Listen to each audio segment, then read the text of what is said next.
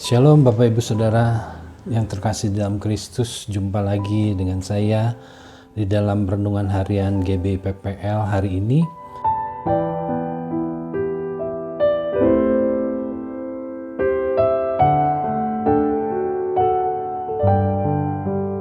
Izinkan saya berbagi kepada Bapak Ibu Saudara semua sebuah renungan yang mungkin lebih banyak kesaksiannya dengan judul "Tidak usah takut, tapi jangan disepelekan". Nah, kenapa saya ambil judul renungan seperti ini? Ini ada kaitannya dengan pengalaman kami, khususnya anak terbesar kami yang bernama Augie, laki-laki, yang baru-baru ini ya terpapar virus SARS-CoV-2 atau virus yang menyebabkan COVID-19 atau coronavirus disease 19.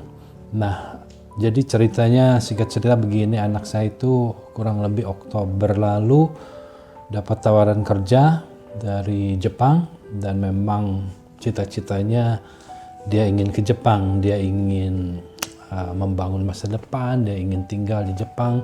Jadi waktu kuliah pun dia ikut ambil fakultas bahasa dan sastra. Dia sedang skripsi, tapi kemudian tiba-tiba ada salah satu kontak agen dari Jepang itu menawarkan dia untuk bekerja di sana. Dan singkat cerita dia diterima di sana dan perlu banyak orang, jadi dia bagi-bagi informasi dengan temannya dan sebagainya. Hari pertama wawancara dia langsung diterima kerja karena dia cukup fasih, dalam arti bisa berkomunikasi dalam bahasa Jepang. Nah, tetapi pengalaman kami sungguh indah di hadapan Tuhan karena nanti kami akan ceritakan bagaimana Tuhan mengatur segala sesuatu sehingga keberangkatan ke Jepang itu indah pada waktunya. Nah, jadi pada saat mau berangkat ke Jepang tanggal 15 Desember yang lalu 2020, tanggal 14 Augie melakukan swab test dan ketahuan bahwa dia terkena COVID. Walaupun dalam beberapa hari sebelumnya tidak ada gejala sama sekali, panas badan hanya 37 kurang dan hanya beberapa jam, tetapi ada satu gejala dari COVID ini, kehilangan kemampuan untuk mencium sesuatu. Nah, singkat cerita dia dinyatakan COVID dan dia harus karantina menurut dokter selama 14 hari. Nah, menghadapi situasi seperti ini tentu saja kita kaget, kita shock dan sebagainya karena kami tidak pernah tahu, Augie pun tidak pernah tahu di mana dia dan kapan dia terpapar virus corona ini. Nah, tapi singkat cerita akhirnya kami berdoa saja bahwa segala sesuatu itu sudah Tuhan atur sedemikian rupa. Nah, ada beberapa hal yang dari pengalaman kami selama menghadapi dan merawat Augie, karantina pribadi, isolasi pribadi, yang bisa kami bagikan sebagai bahan renungan buat kita. Yang pertama adalah sikap kita di dalam menghadapi sebuah persoalan. Yang pertama, jangan takut. Jangan takut, karena kita orang percaya Tuhan sudah menjamin setiap kita untuk memiliki bukan roh ketakutan, melainkan roh yang membangkitkan kekuatan mental, kekuatan fisik, kasih dan ketertiban. 2 Timotius 1 ayat 7 mengatakan Allah memberikan kepada kita bukan roh ketakutan, tetapi roh yang membangkitkan kekuatan. Nah, artinya apa? Yang saya dapat adalah bahwa yang pertama, ada jaminan janji Tuhan yang akan digenapi di dalam setiap peristiwa yang kita alami. Jadi Tuhan memberikan janji kepada kita untuk kita boleh nikmati janji itu. Nah, ketika kita percaya kepada Tuhan, janji itu akan digenapi. Dia berjanji tidak akan membiarkan kita, dia berjanji tidak akan meninggalkan kita. Dia adalah Allah yang selalu menolong tepat pada waktunya. Dan yang pertama, yang utama, di dalam kehidupan kita ketika kita sakit, janjinya adalah bahwa bilur-bilurnya itu yang menyembuhkan segala sakit penyakit. Jadi selama masa waktu pandemi atau masa waktu isolasi mandiri ini, kami terus berdoa, kami terus minta janji Tuhan digenapi, kami minta belas kasihan Tuhan, tapi tetap dengan satu sikap percaya kepada Tuhan akan janjinya bahwa semuanya akan digenapi. Dan pada akhirnya memang digenapi, saudaraku. Semua janji Tuhan ketika kita percaya dan kita lakukan firman Tuhan, Tuhan pasti akan genapi di dalam janji kita. Jadi yang pertama, ketika kita mengalami masalah, sakit penyakit, masalah keuangan, masalah hubungan yang tidak baik, masalah pekerjaan, masalah usaha dan sebagainya, ketika muncul itu masalah, kita tetap ingat kepada Tuhan, kita tetap ingat mempunyai Tuhan yang Maha Kuasa, yang mempunyai kuasa untuk mengendalikan hidup kita, dan kita tetapkan di dalam hidup kita, di dalam hati kita, Tuhan, aku tidak takut sebab aku mempunyai Allah yang maha besar. Nah, itu yang kami sekeluarga perkatakan. Dan ternyata benar, setelah sekian hari, Augie akhirnya singkat cerita dinyatakan sembuh dan negatif.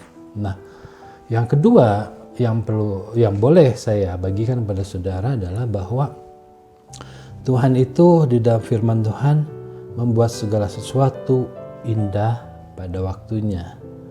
Nah, pada waktunya di dalam King James Version dikatakan in His time. Jadi di dalam waktunya Tuhan. Nah, untuk segala sesuatu kita ada waktunya, ada masanya. Di bawah langit ini semua ada masanya, ada waktunya.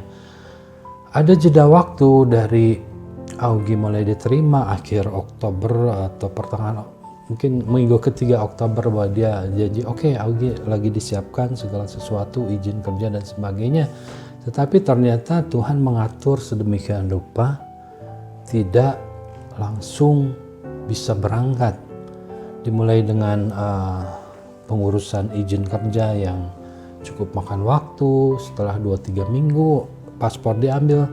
Saya tanya Augie coba tanya kenapa kok sedemikian lama. Ternyata ada satu employer record yang diminta oleh kedutaan Jepang di Jakarta untuk dilampirkan. Nah, ini harus dikeluarkan dari pihak yang memberikan pekerjaan. Jadi mereka harus memberikan suatu keterangan bahwa memang anak ini sudah memiliki kerja yang pasti di sana. Nah, itu akhirnya dikirimkan melalui DHL dan sebagainya. Nah, setelah tiba di kedutaan Jepang di Jakarta pun ternyata prosesnya masih lama. Kenapa? Karena dalam masa pandemi ini pengeluaran visa itu per hari dibatasi. Jadi ketika surat ada, Augie harus nunggu lagi untuk antrian. Nah, pada akhirnya visa ini selesai kurang lebih tanggal 10 atau 12 Desember yang lalu, dan imigrasi Jepang juga memberikan satu syarat bahwa yang mau pergi ke Jepang itu harus melakukan swab test atau PCR. Nah, pada tanggal 14 Augie melakukan PCR dan positif, akhirnya mundur lagi, saudaraku. Tapi hari-hari ini kami merenungkan kembali, ternyata Tuhan sudah atur sedemikian rupa waktunya. Bahkan teman-teman Augie yang belakangan diterima kerjanya berangkat duluan ke Jepang. Itu luar biasa. Tapi kami percaya bahwa sekali lagi Tuhan atur sedemikian rupa. Segala waktu diatur demikian rupa, dan ketika itu tiba, itu adalah yang terbaik, yang terindah di dalam kehidupan kita. Nah, jadi ketika 10 hari, kurang lebih 8-9 hari setelah isolasi, Augie semakin membaik, penciumannya semakin membaik, fisiknya secara umum dari awal memang tidak ada masalah.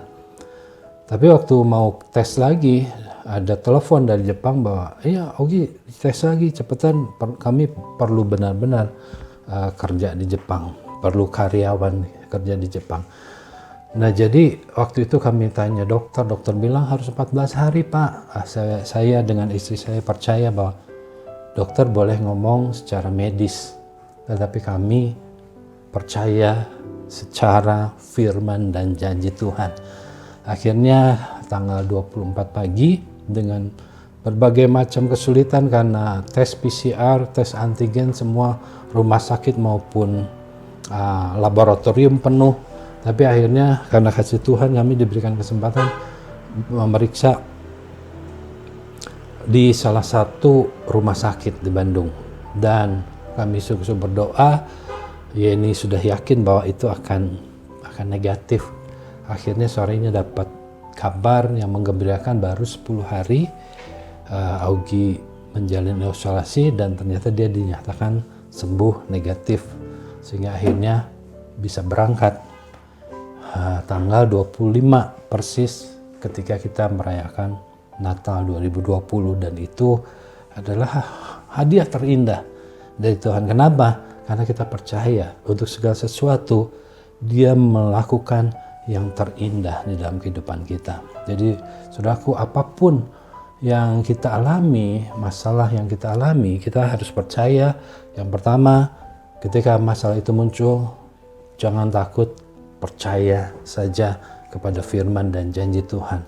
Yang kedua, percayalah segala sesuatu akan Tuhan jadikan indah pada waktunya. Nah, kenapa ini Tuhan atur sedemikian rupa sehingga waktunya kok tidak harus nunggu. Ternyata Tuhan ingin kita lebih dekat kepada Dia. Kita diminta oleh Tuhan untuk kita intim dengan Dia. Selama masa isolasi ini pengalaman kerohanian kami begitu berkembang, di mana kami sungguh-sungguh lebih percaya kepada Tuhan, lebih dekat kepada Tuhan, lebih banyak waktu menghabiskan waktu bersama Tuhan, bersekutu di dalam doa, di dalam pujian, di dalam perenungan firman Tuhan bersama-sama, dan kita menjadi lebih dekat kepada Tuhan hari-hari ini. Nah, Bapak Ibu Saudara, yang saya bisa sampaikan adalah kita mari berusaha untuk semakin dekat, semakin hari semakin dekat dengan firman Tuhan, dengan pujian, dengan penyembahan, pujian kita kepada Tuhan, doa kita kepada Tuhan. Jangan sampai kita dibuat Tuhan sakit atau mempunyai masalah dulu baru kita dekat. Mari selama kita mampu, kita sanggup, kita punya waktu, dekatlah kepada Tuhan. Itu yang bisa saya bagikan buat saudara. Mari kita sama-sama berdoa. Tuhan Yesus, terima kasih buat waktu yang singkat ini kami boleh merenungkan firman Tuhan. Kami boleh melihat kuasa Tuhan yang ajaib dalam kehidupan kami. Biarlah kami semakin hari semakin dekat kepada Tuhan, mendekatkan diri kepada Tuhan di dalam masa yang semakin hari semakin sulit menjelang kedatangan Yesus yang kedua kali. Tapi biarlah kami mengambil waktu kami untuk semakin intim, semakin dekat, sehingga pada akhirnya kami didapati sebagai orang-orang yang intim, yang dekat dengan Tuhan. Berkati seluruh jemaat-Mu yang sudah mendengarkan renungan ini, berkati hamba-Mu. Terpujilah nama Tuhan, di dalam nama Tuhan Yesus kami berdoa dan bersyukur. Haleluya, amin, shalom. Tuhan Yesus memberkati.